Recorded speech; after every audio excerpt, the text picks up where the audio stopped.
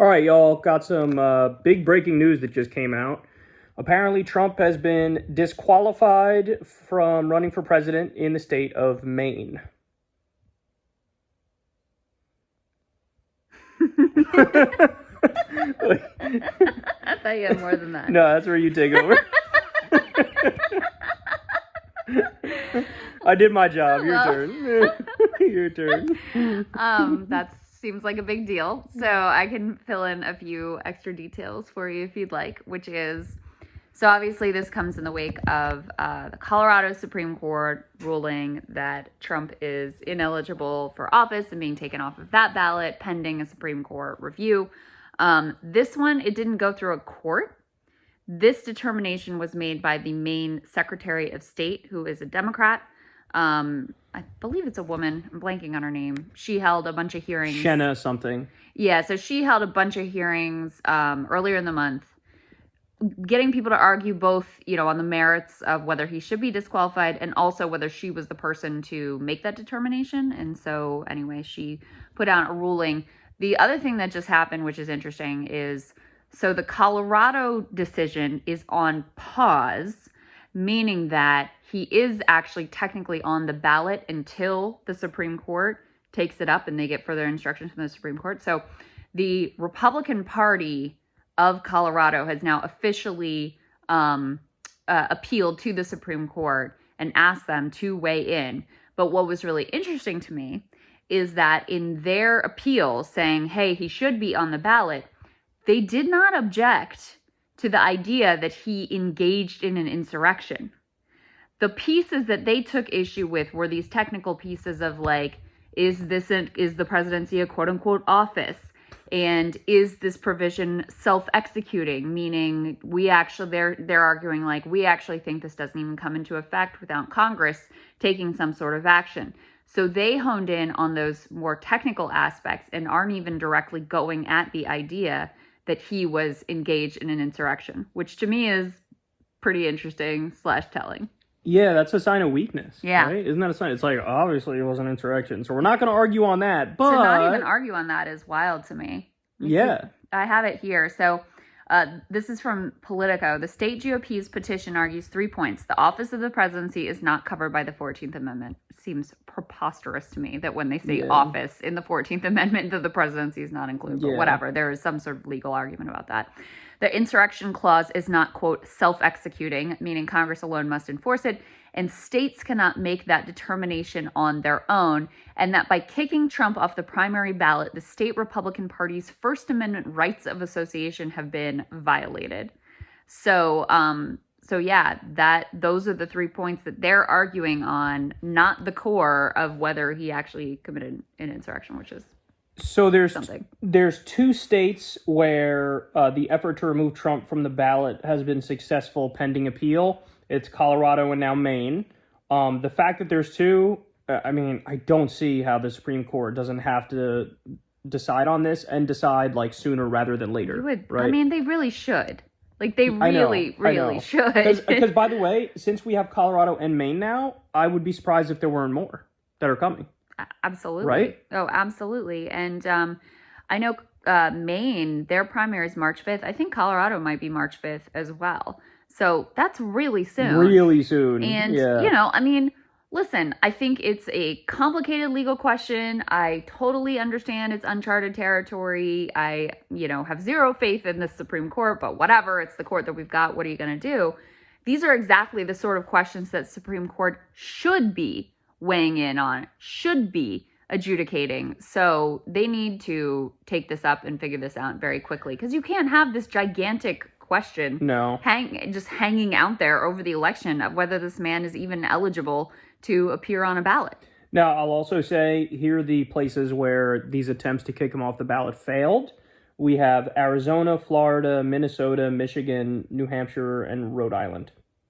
I would be interested to know. And also North Carolina. They didn't have that on the list, but that was on the list. It failed. I don't know if it didn't go through the courts necessarily. I forget how it failed. Maybe the Secretary but it failed. It failed in North Carolina. I'd be interested to know the details of those decisions, which pieces, because there's a number of legal questions. Right. I'm sure. And you know what? To your point, I'm sure that in some instances you have people rejecting it saying this wasn't an insurrection, right? Like, Yeah. you're going to have people object to different parts of it. Yeah. And so Right. I'd be curious what the main sticking points have been. Like, where has it most consistently failed? Is it on these technical questions of, is it self-executing? And, you know, is it, is the office of the presidency technically an office under this provision? Or whether there were more objections to, like, we don't really think that this was an insurrection. And we don't really think he was engaged or giving aid and comfort to, I think is the language. Yeah.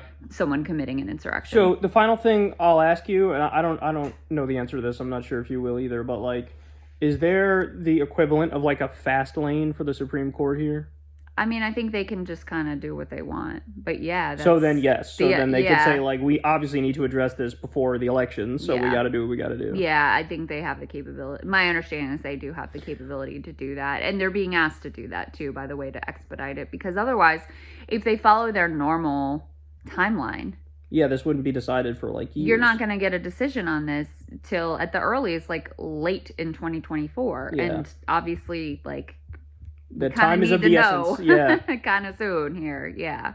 So anyway, yeah, it's a big deal, man, to have a number of states now saying, whether it be through the court or through the Secretary of State or what have you, to have a number of courts now, or a number of, official decisions saying, sorry, you can't run. That's a big deal. Yeah, That's a big deal. Absolutely. Now, real quick, because I think we had a different assessment on this. You actually think there's a chance the Supreme Court will go along with the Colorado decision? So I don't want to overstate it. I think it's likely that they're going to side with Trump for a plethora of reasons. Probably the most important one is your point on that, which is like, they don't want to feel like they're playing such a huge role in history, right? And get the heat brought down on them or whatever. So I think it's likely that Trump wins it, but I'm only going 65, 70% that Trump wins it. Because I do find, if you want to make an argument, like a legal argument, it is literally like an originalist, argument that you can make. And like, that to me is like, if they want to take the out, they can take the out. And I do still believe that the Supreme Court is largely made up of like Mitt Romney style conservatives. These are like highly educated elites. They don't like Trump. They like people like Nikki Haley. They think Trump is sort of an embarrassment to the country, and he's unhinged, and he's dictatorial, and he doesn't respect our institutions, and these are all institutionalist humpers.